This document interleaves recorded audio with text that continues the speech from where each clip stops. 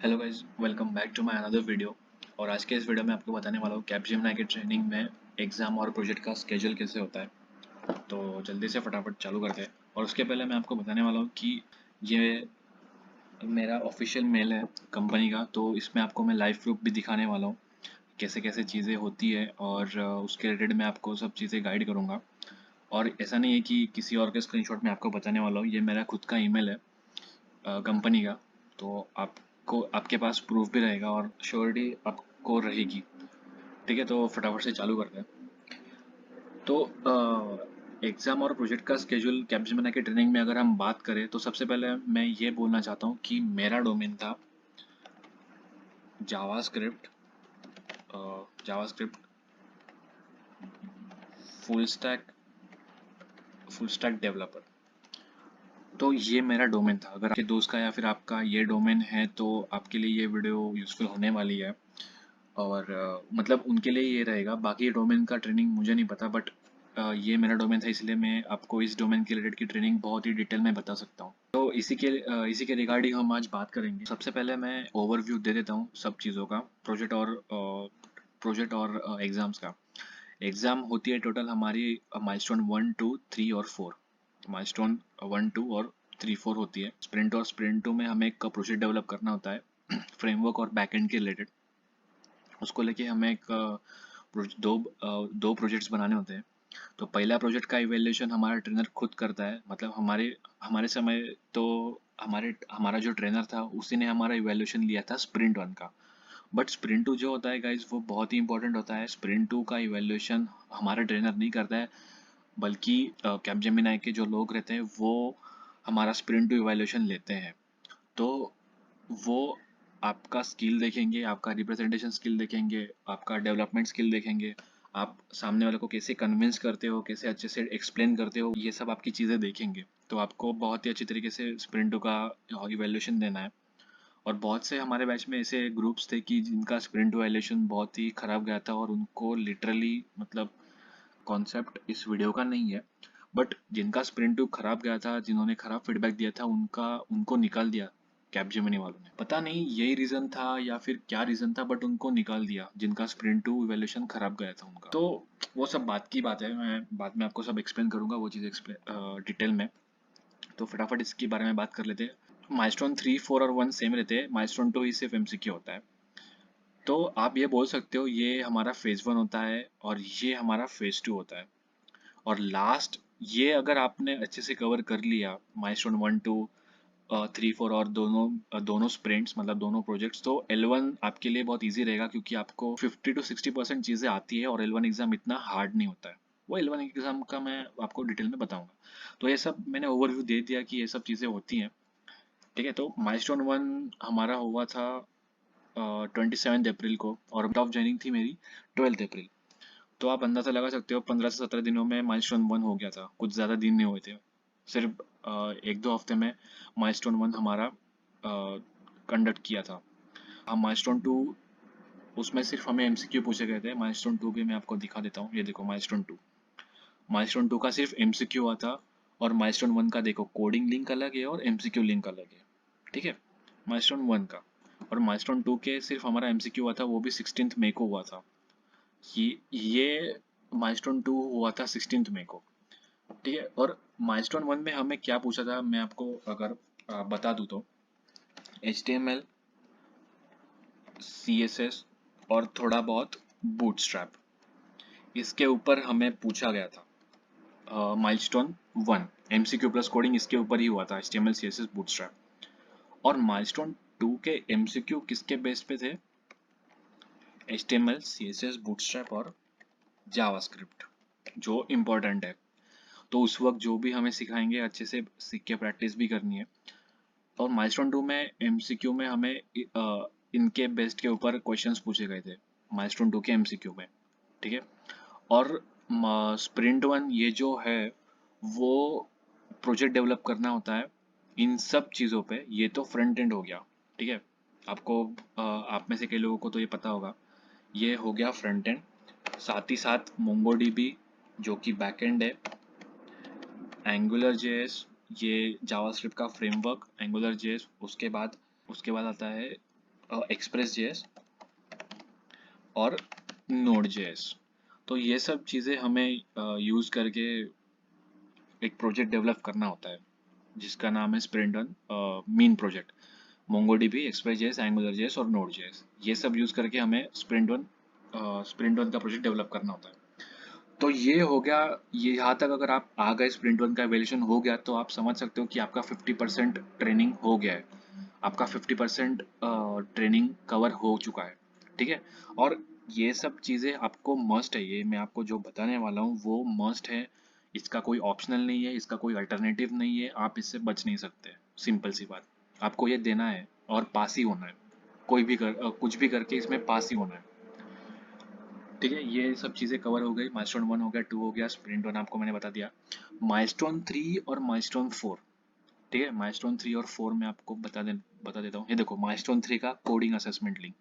मुझे एमसीक्यू का assessment link नहीं मिल रहा है, और मुझे याद आ रहा है कि माइलस्टोन 3 का हमारा एमसीक्यू एक माइक्रोसॉफ्ट टीम्स पे, उस पे हमें लिंक आई थी माइलस्टोन 3 के एमसीक्यू के रिलेटेड। तो मेरे पास दिखाने के लिए फिलहाल तो यही है, कोडिंग असेसमेंट लिंक हमें आई थी, आप देख सकते हो। ये देखो, माइलस्टोन 3 कोडिंग असेसमेंट लिंक, 26 मई को हमारा एग्जाम था इसका, माइलस्टोन 3 का। ठीक है। ये हो गया फिर माइलस्टोन 3, और इसमें हमें पूछा गया था मीन के रिलेटेड। ठीक है। ये एमसीक्यू प्लस कोडिंग हुआ था हमारा मीन के रिलेटेड। और माइलस्टोन 4 जो हुआ था वो हमारा हुआ था मर्न के रिलेटेड। मर्न क्या होता है? मोंगोडीबी एक्सप्रेस जेएस, इसमें सिर्फ रिएक्ट चेंज हुआ है और बाकी सब चीज़ें वैसे की वैसे ही है। एक नया फ्रेमवर्क हमने सीखा था उस वक्त। तो माइलस्टोन 3 हमारा मीन के ऊपर बेस्ड होता है, माइलस्टोन 4 हमारा मर्न के ऊपर होता है, और स्प्रिंट 2 होता है वो मर्न के रिलेटेड। इसमें ये सब चीज़ें तो होती ही हैं, इसमें सिर्फ आपको पता ही होगा, आप जानते होंगे, एंगुलर हट जाएगा, इसमें आएगा सिर्फ रिएक्ट जेएस, बाकी सब चीज़ें वैसी की वैसी रहेंगी।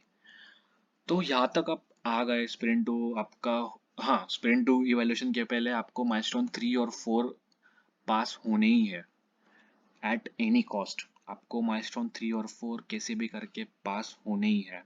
ठीक है। तो आप अभी यहाँ तक आ गए हो, आपका माइलस्टोन 1 हो गया है, माइलस्टोन 2 हो गया है, स्प्रिंट 1 हो गया है। स्प्रिंट 1 का इवैल्यूएशन भी आप, मैं मानता हूँ, आपका बहुत अच्छे से गया है मेरी तरह। माइलस्टोन 3 आपका हो गया है, 4 आपका हो गया है, दोनों में, चारों एग्जाम में आप पास हो गए हो। ठीक है।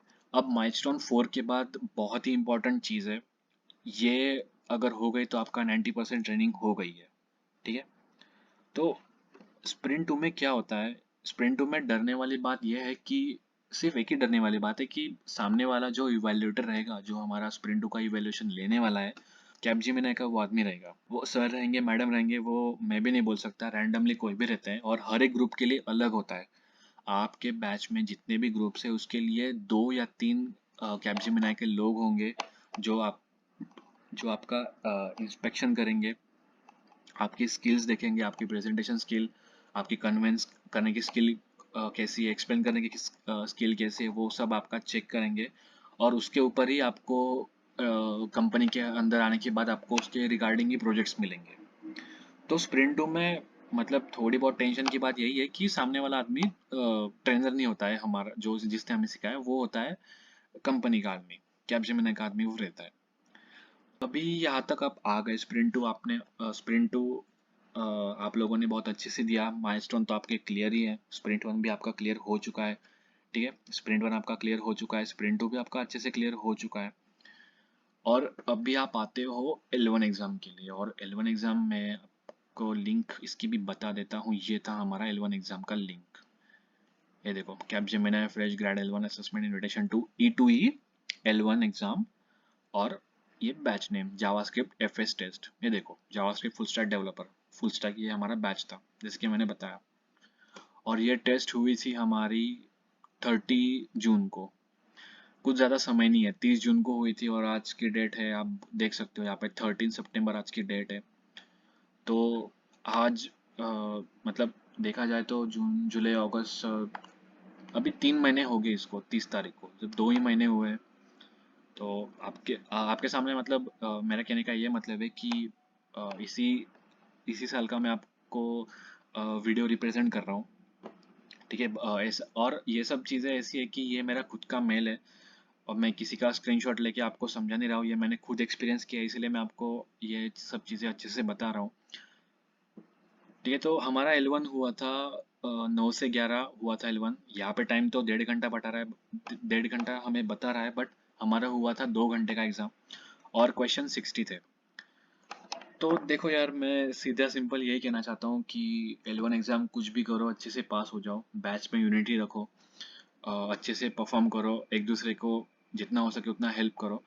और इसके रिलेटेड मैंने पिछले वीडियो बनाया था, ये आप देख सकते हो, dos and don'ts during training in Capgemini to avoid termination. ये जस्ट मेरा रिसेंट का वीडियो है, 3 दिन पहले पहले ही मैंने अपलोड किया था ये, तो ये जाके ज़रूर चेकआउट करना। इसमें मैंने ट्रेनिंग के रिलेटेड हमें क्या करना चाहिए क्या नहीं, सब चीज़ें मैंने अच्छे से बताई है, तो जाके प्लीज़ आप देखो ये वीडियो। और हम मेरे से जो गलती हुई है या फिर मेरे कैंडिडेट के मतलब मेरे कैंडिडेट्स ने जो गलती की है वो आप मत करो। मैं जानता हूँ यार कि हम सब फ्रेशर है, कुछ चीज़ें हम मतलब ये सब चीज़ें हमें कॉलेज में नहीं सिखाते हैं, सब चीज़ें एक दिन में सीखना, कम टाइम में सीखना बहुत ही मुश्किल है, बट ये वीडियो आपको ज़रूर हेल्प करेगा। ये वीडियो जाके ज़रूर चेकआउट करो कि बताई है जो आपको टर्मिनेट होने से बचाएंगी। ठीक है, dos and don'ts during during training of Capgemini to avoid termination. आप यहाँ पे देख सकते हो, to avoid termination after training. Training के बाद भी कैपजेमिनी के लोग हमें निकालते हैं।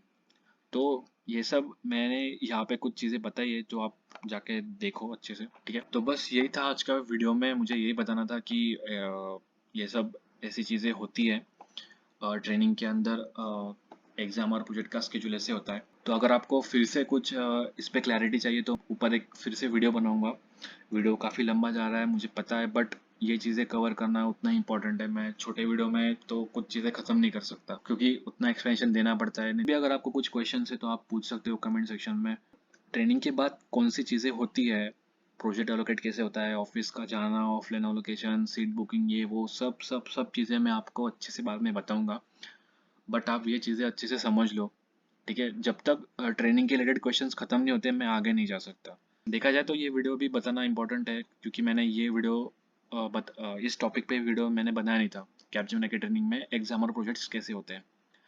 तो आई होप आपको आइडिया आ चुका होगा कि कैसे एग्जाम्स और प्रोजेक्ट्स कंडक्ट होते हैं। L1 आपका अगर स्प्रिंट वन अच्छे से देना है तो आपको ट्रेनर के साथ अच्छे रिलेशंस बना के रखो। और तो इन केस अगर हमारा कुछ मिस्टेक भी हो जाती है स्प्रिंट वन में तो वो कंसिडर कर लेते हैं अगर आपके रिलेशंस अच्छे हो तो। और इस वीडियो में सिर्फ इतना ही। अगर आपको फिर से कुछ मतलब डाउट वगैरह है तो आप जरूर कमेंट सेक्शन में पूछ सकते हो। Thank you so much guys for watching this video. Share with your friends, like this video, share this video and don't forget to subscribe my channel. तो टिल देन मिलते हैं नेक्स्ट वीडियो में, तब तक के लिए good bye, take care, thank you.